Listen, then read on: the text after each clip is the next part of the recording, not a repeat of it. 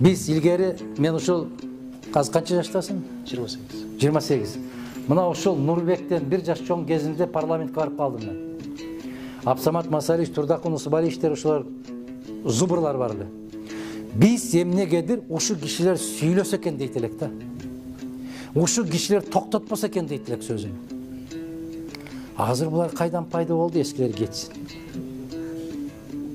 Айнанайын, Пифагордун таблицасын билбейсиң, неге кетсиң дейт. Биз ушулар болсо экен дейт элек да, ушулар кетпесе экен, арабызда көп жүрсө экен дейт элек. Мына баалуулуктун өзгөргөнүн карагыла да. Өткөндө бир интервью берип атканда айтпадым мен. Үйүңө бар дагы атаң менен энеңди дагы кууп чык дедим. Алар дагы эски. Не болгон калп болуп атабыз биз? Не деген улут болуп атабыз биз? Не болду? Бизде илгери 60ка чыккан атаңдын алдап акылын ал дечиле. Азыркылардын макалы мындай экен да. 60ка чыга элек болсо дагы айда бир деген нерсе. Акылын укпай кал дагы сөзүнүн жетпей калсын деген. Ошондо маңкуртка айланасын тезирээк деген экен. Кудай ошондойдон сактасын. Дайым жакшылыктардын үстүндө жүргөндө Аллах насип эткен болсун. Бизди каарып калдыңар дейт. Өткөндө мен айттым.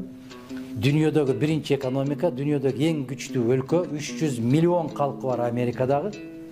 Президенттикке талапкер болуп бараткан Джо Байден деген бар. Анын жашына жетиш үчүн мага дагы чейрек кылым бар экен. А мен карып калып турмун. Мына Байден 78деби?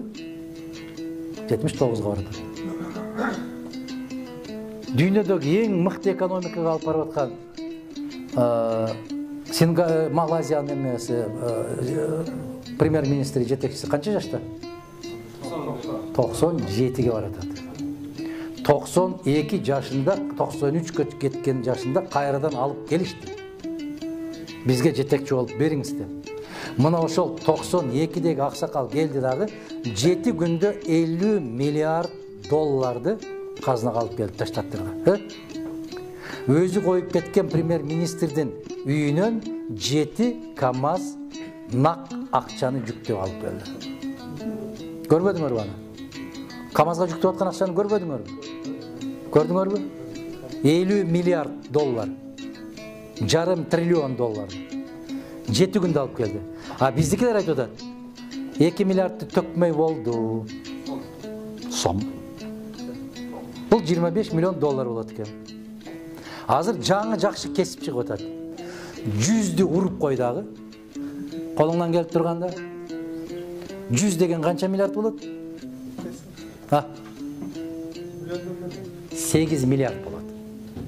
8 миллиард уруп кой колуңдан келип турганда. Кокустан кармалып калсаң, экисин таштап кой. Ана сага кыргыз бата берип, өмүрүң өссүн деп, айланайын, ыймандуу экенсиң, кайтарып бердиң деп, бата берип жатып калат. Инисин кайра айтып болот. Бүттү, сен сатып алдың да, бүттү, тамам. Мына өткөндө борончу бир жакшы нерсе тартты. Рахман аке менен сүйлөшүп аттык эле. Бир мугалим байкуш 3-4 ай айлык алган эмес да. Барып айлыгын алды. Алып, кубанып, жүгүрүп үйгө бир майда чүйдү алып барайын деп. Ме кайнатат да үйгө барганда.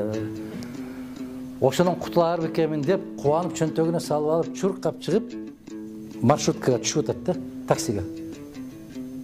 Маршруткага түшүп атканда, чөнтөгүндөн жанакы шылуун, баягы айлыгын алып коюп атпайбы? Алып коюп отурат, эч кымый эч нерсе билбегендей отурат. Анан жанагы жерге барганда, агай жанагы төлөш керек да жол акысын. Чөнтөгүн чукулайт, аягын чукулайт, биягын чукулайт, айдоочу айтып атат, сизди агай күтүп отура берип, арттагылар күтүп, айда деп атат тезирээк, төлөбөйсүз тезирээк деп. Десе айланайын, азыр эле чөнтөгүмдө бар эле жок элес.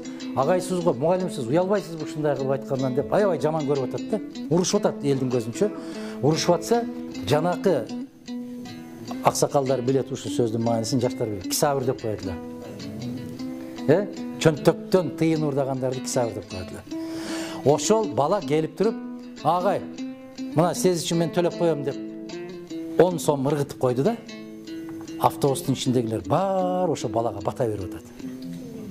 Сендейлер көбөйсүн. Айланайын, ыймандуу экенсиң. кыргыздын жүзү ошол бүгүн. Кып-кызыл жүзү ошол. Алып туруп кыргытып коюш керек экен. Жатып калат экен бата берип. Аксакалы дагы, жаштары дагы.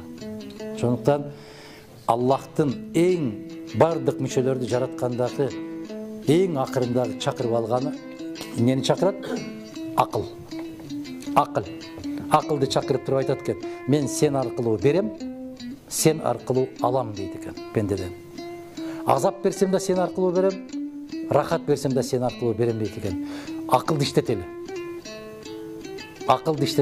Аллах насип кылса, келечегибиз кең, заманыбыз тынч, өлкөбүз бай, элибиз бактылуу боло турган күндөр келет иншалла. Аман бололу, жакшылыкта жолугушалы. Рахмат баарыңыздарга.